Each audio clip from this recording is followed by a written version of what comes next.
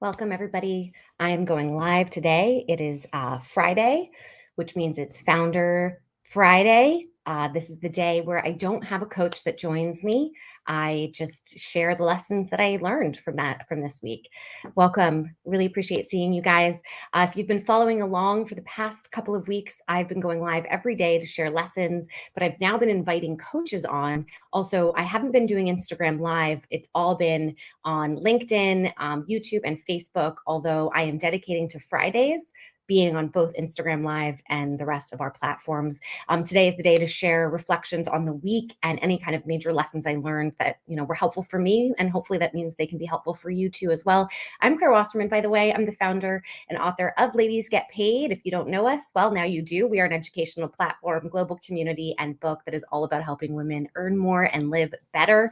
And I kind of treat myself like the guinea pig. So the things that I am working on in my life, the things that I am looking to level up, I'm constantly doing the research and the reflection and the experiments, playing around with kind of what feels good for me, again, in that pursuit of earning more and living better. I've also come up with a little bit of a new catchphrase, I think, that I might start to use moving forward, which is about helping women build intentional lives, careers, and bank accounts, something along the lines of that.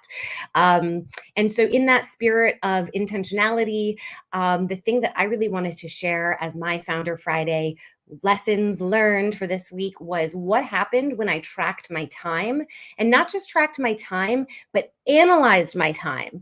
Because I've actually been tracking my time for a long time now. But you know what I never did?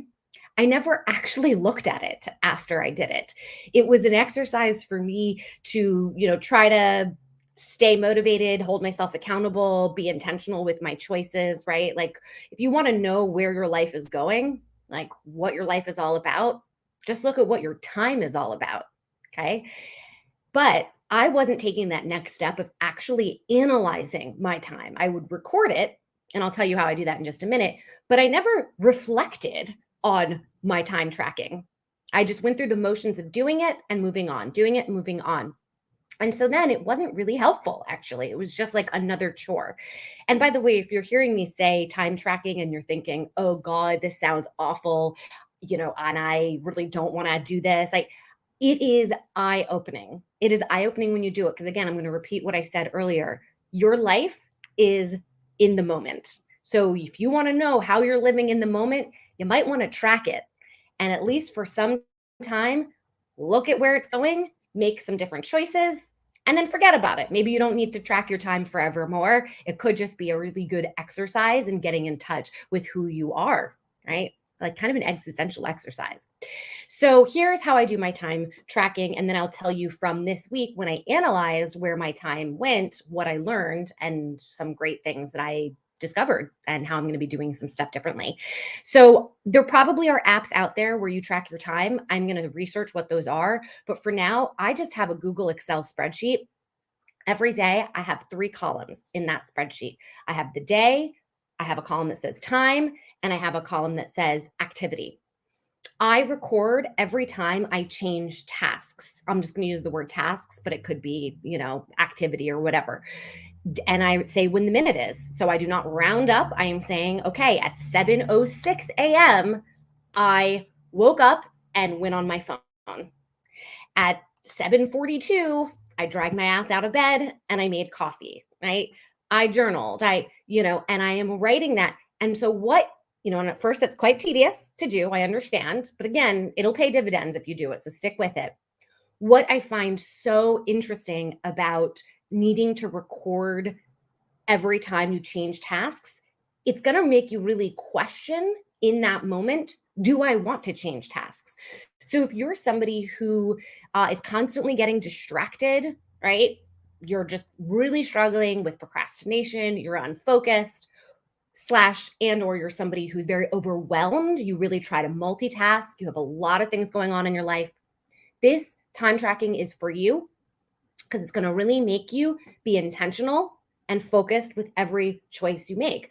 Otherwise, you're going to have to record it, right? And that's annoying. It's annoying to have to stop and go, oh shit, I got to put this in my time tracker. So when you have that urge to go pick up your phone, when you need to be focusing, you're really going to make that moment. You're going to become more aware, and you're going to slow down your process, and you're going to say to yourself, do I really want to check my phone? Right? And chances are you're not going to want to check it anymore, because now you're accountable to actually writing it down, right? And also, it really hones in on the fact that multitasking, there's no such thing. You can't do everything at once. What you try to do with multitasking is just do a lot of different things in rapid succession. And that then expends extra energy that you really don't have, right? It's a lot of brain power, conscious and unconscious, to be running a kind of life where you are just a million tabs open, doing this. And remember, you have to track it. Every time you switch a task, you have to write it down. Way better just to stay focused on one fucking thing for like 15 minutes and then make a conscious choice. You know what? Now I'm going to move on to the next thing, or not. All right. So inherently, tracking your time will start to take care of that distraction and overwhelm. So I love that.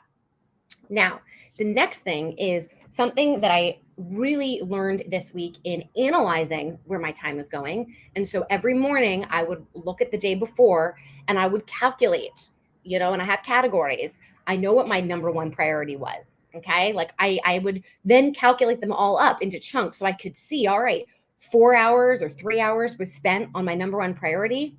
An hour and a half was spent on breaks. By the way, it wasn't like I took an hour and a half break all at once. They were chunked up during the day, but that's part of the analysis, right? You're adding up all of these things. And what you're going to want to see in doing this kind of breakdown analysis of where your time is going, are you dedicating the appropriate amount of hours? And I'm just using the word appropriate. That might not be the appropriate word, but are you allocating the hours, the number of hours, the hierarchy of hours to the correct hierarchy of priorities? So if you have designated that you have the number one priority of, in my case, I'm redoing our salary negotiation course, okay? I want to make sure that at the end of the week, when I add up where all my time went, that just needs to get the number one number of hours, okay? Like, it's okay that I'm taking breaks. It's okay that I'm working on some other fun stuff that has nothing to do with my priorities, right? But I wanted to see, as long as the hugest bucket of time spent this week was on my number one priority, that is how I'm going to be developing my new definition of success, right? And by the way, this whole like time tracking and analysis, the reason I'm doing it is because prior to the pandemic, I was very motivated. I was living in New York, running a mile a minute, wrote my book, just I did not need to get motivated. Like, I was doing my thing.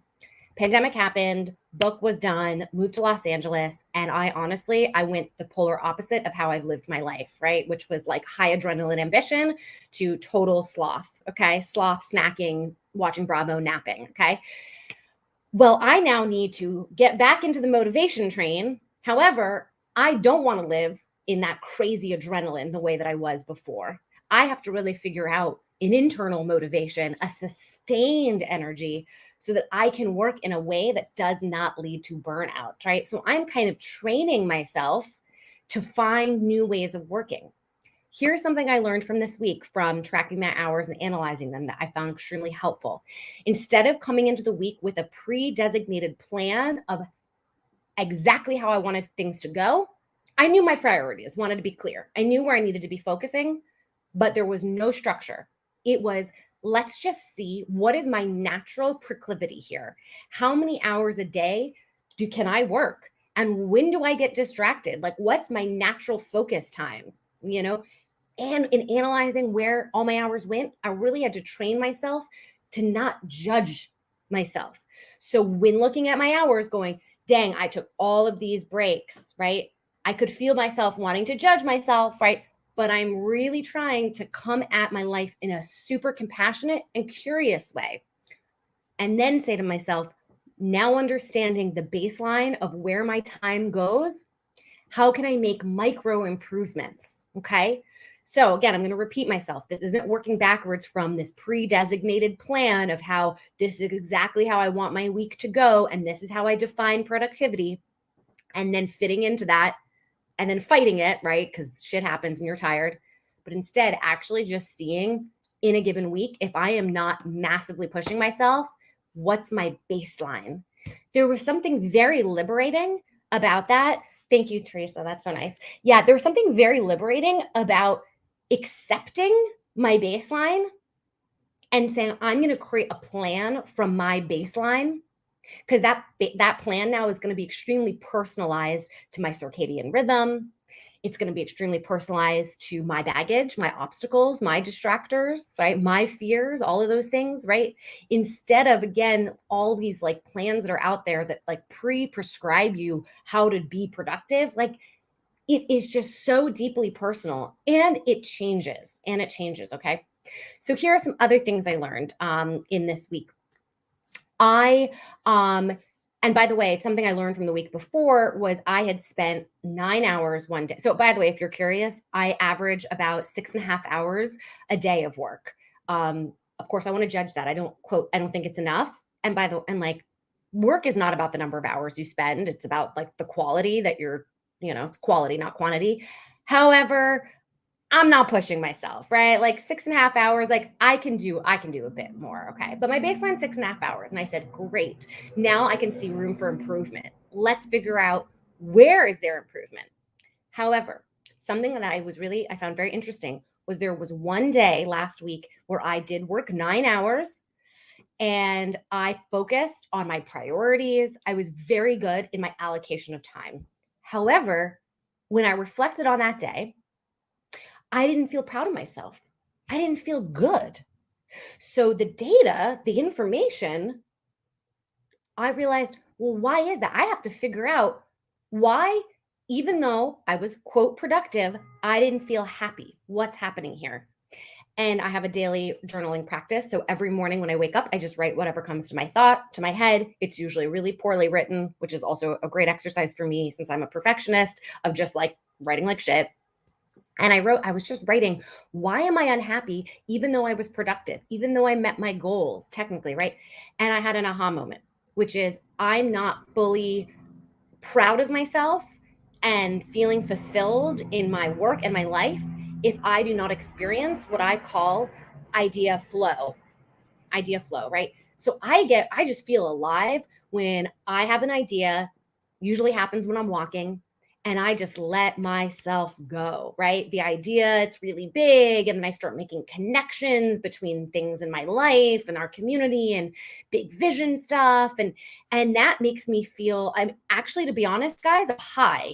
Does anyone have that where there's something that you do that just you feel like you're on drugs? Okay. And so I realized I need to integrate idea flow into my week because we are looking at balance overall in a given week. So it's not about necessarily feeling balanced in a given day or in a given moment, but it's over time. When you look at your week, can you go, all right, I had a day or a portion of a day where I just felt in flow, where I felt really good and proud of myself. Did I also have experiences where I could just calm down, take those naps, be self indulgent? Did I also have time of very extreme focus? Did I have time of doing tedious, unpleasant activities that needed to get done and I followed through and I can be proud of myself? Again, that's balance. It's not being happy and in flow all the time. It's not about being productive and focused all the time because those things on their own is not balance, right? We're looking holistically here. So I found that fascinating when I discovered that. And then again, this is all about we're just tracking our time and where it's going, and then looking at that as like, okay, this is interesting. All right, how do we make micro improvements? I found that on Wednesday, I just naturally, it came from journaling. I got really good ideas. So Wednesday was my idea flow day. I didn't plan it that way. I just naturally let myself go with it. And I saw that it took me from about 8:30 in the morning to 3:30 for my ideas to finish. Okay. And at the end at 3:30, I was really burnt out. So by the way, when you're tracking your time, you can also make some notes, right? So it's not just, hey, late, I took a break. But during that break, I felt extremely depleted.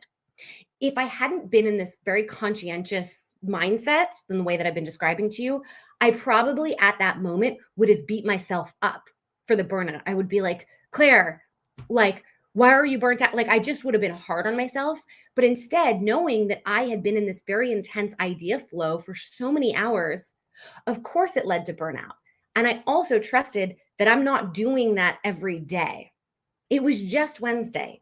And so that burnout, I didn't need to be afraid of taking a break. It wasn't like if I laid down, took a nap, I was now not going to be able to get back up and get back on the horse, right?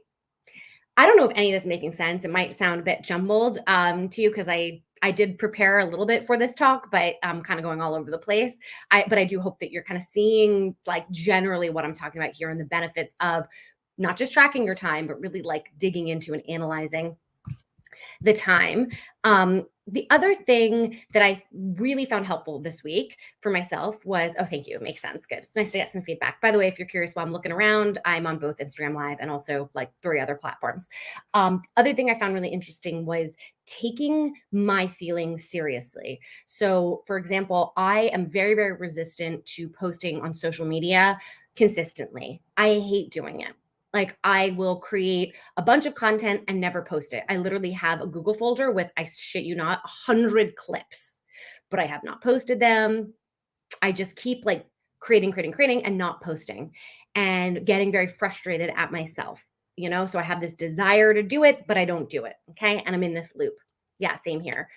So you know what I did? I took some time to journal and I said, I'm going to try to break out of this frustration loop by getting to the core of what's going on here. What do I really need? What am I afraid of? Just be very open-minded, take myself seriously for my concerns. What about having social content consistently post, feeling never ending? What about that stresses me the F out? Okay. And as I was journaling about this, it made me realize my entire career, the kinds of jobs I've had before Ladies Get Paid and even within Ladies Get Paid, there were always based on events, campaigns, activations. And you know what that means? There's a beginning, a middle, and an end. I never had a job really where the majority of my work was consistency, right? Never ending. It was really everything was tied to a specific thing that we were leading up to. So there was an end point. It also meant that I was usually working in a very urgent way, like a sprint, right? We got to prepare for this event, this conference, all this lead up. It's very intense.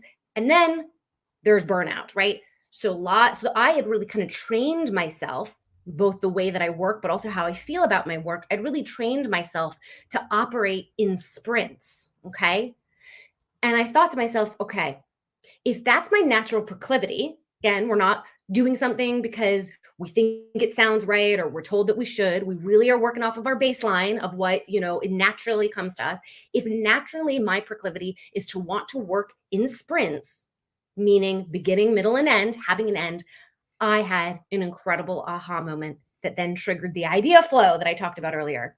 And that moment was instead of look at this whole year of just, I have to post on social media every day. Ugh, snooze fest.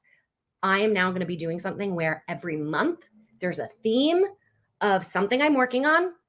And within that month, each week, I'm going to have challenges, action plans for what you can do to try to achieve that month's focus area, right? So for example, if let's say the month of June is going to be about self-worth, right? Okay, every week I have a different assignment, so to speak, that can help us work on self-worth. And every day there'll be a social post that helps support that theme. And I'm going to make LinkedIn newsletters about it. I'm going to do events about it, right? Okay, so it started to make sense. It was like, all right, we have a business need of doing consistent social posting. I have this resistance to it. Okay, emotionally, I don't want to do it.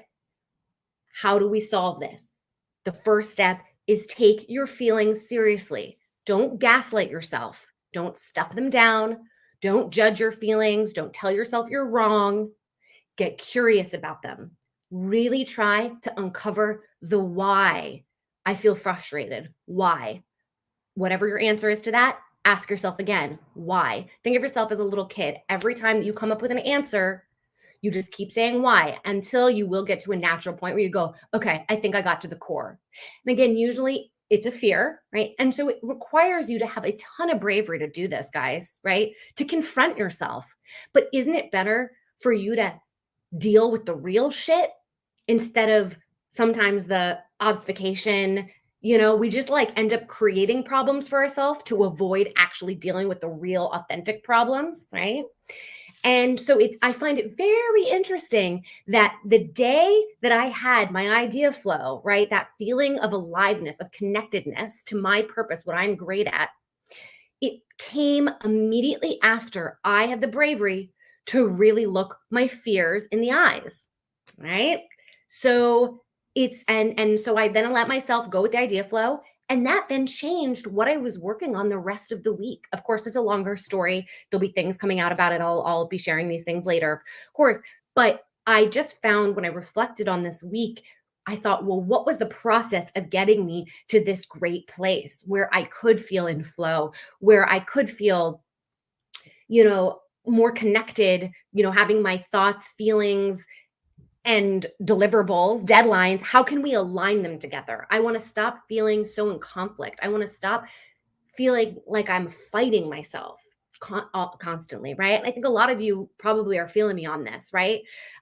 So again, the first thing though, it all started with tracking my time and then having the guts every day to go, where did my time go? And I'm really not going to judge it. Not going to judge it. I'm just going to look at it as the baseline opportunity for improvement. Okay. The very last thing that I'll say for any of you all out there who also loves having big ideas and, you think a mile a minute and like this is kind of your superpower, right? But also kind of gets you in trouble a little bit. Something that I want to give a shout out to Ashley about, my co-founder and wife, is, I'll come to her with a bunch of ideas and she's like, oh God, Claire, like she's starting to get frustrated by it because ideas are great, but ultimately, if you can't execute on those ideas, what was the point, right? And I've been living more in, because coming up with ideas makes me really happy and feeling alive. So I tend to veer more towards that than execution. But that's been a problem. That's why you haven't seen, that's why there needs to be more stuff for ladies get paid. So she and I were having a little bit of a conflict where I would go to her with all my big ideas and then she would kind of be critical about it. And she wasn't wrong. She was correct in like reining me back in. So here was the challenge for us this week that I'm really excited to share with you all.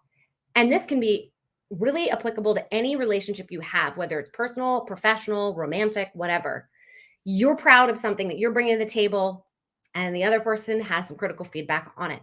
How do you engage in a dialogue with them where you can stand your ground, express what's important to you, but not do it in a combative way, to not do it in a defensive way? And one thing that was really helpful was just taking deep breaths, just slow it down, just slow it down. Know that your reaction, your immediate reaction is probably coming from as I say, a prehistoric place. Okay. It's probably coming from the way that you've been raised, your DNA, literally. So it's not saying don't trust your reaction, but give it a moment because we don't want to be reactive. We want to be intentional. We want to make the choice of how we react in this situation. And I was noticing in my interactions with her when we were talking about these big ideas, because I was so proud of them and they make me feel good, I was immediately getting defensive. She was like, this idea is too complicated. I wanted to fight her on it. Take a deep breath, slow it down. And we realized, and this is kind of a catch, a phrase that we came up with together. When I have really big ideas that might not make, might be overly complicated or some other shit needs to get done first, she just says, season 2. Season 2. And what's very cool about that is it is not denying my ideas. It's not saying your ideas are bad. It's not even saying we shouldn't do your ideas. It's saying second season. Okay.